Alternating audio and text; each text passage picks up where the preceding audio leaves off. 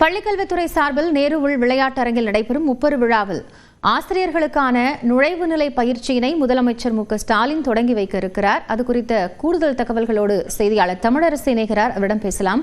தமிழரசி, இந்த பயிற்சி தொடக்க விழாவினுடைய விவரங்கள் என்ன?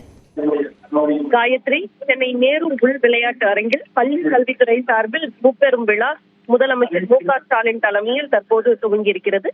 இந்த நிகழ்வில் பள்ளி கல்வித்துறை அமைச்சர் அன்பில் மகேஷ் பொய்யாமொழி மற்றும் அமைச்சர்கள், துணை முதலமைச்சர் உதயநிதி ஸ்டாலின், அமைச்சர்கள் மா. சுப்பிரமணியன், கே.என். நேரு உள்ளிட்டோர் கலந்து கொண்டிருக்கின்றனர். இதே போல மாநிலத்தின் பல்வேறு பகுதிகளிலிருந்து ஆசிரியர்கள், கல்வித்துறை உயர் அதிகாரிகள் இதில் கலந்து கொண்டிருக்கின்றனர். குறிப்பாக இந்த முப்பெரும் விழாவில் ஆசிரியர் தேர்வு வாரியம் மூலம் தேர்வு செய்யப்பட்ட 2715 புதிய ஆசிரியர்களுக்கான நுழைவு நிலை பயிற்சியினை முதலமைச்சர் துவங்கி வைக்கிறார். இதனைத் தொடர்ந்து பயிற்சி கையேட்டினையும் முதலமைச்சர் வெளியிட்டிருக்கிறார். மேலும் ரூபாய் 277 கோடி மதிப்பீட்டில் பாரத சாரணியர் தலைமை அலுவலக கட்டிடம் மற்றும் 243 புதிய பள்ளி கட்டிடங்களுக்கும் காணொலி காட்சி வாயிலாக முதலமைச்சர் மு.க.ஸ்டாலின் அடிக்கல் நாட்ட இருக்கிறார். பின்னர் ரூபாய் 94 கோடியில் கட்டப்பட்டிருக்கக்கூடிய 59 பள்ளி கட்டிடங்களையும் முதலமைச்சர் காணொலி காட்சி வாயிலாக திறந்து வைக்க இருக்கிறார். காயத்ரி,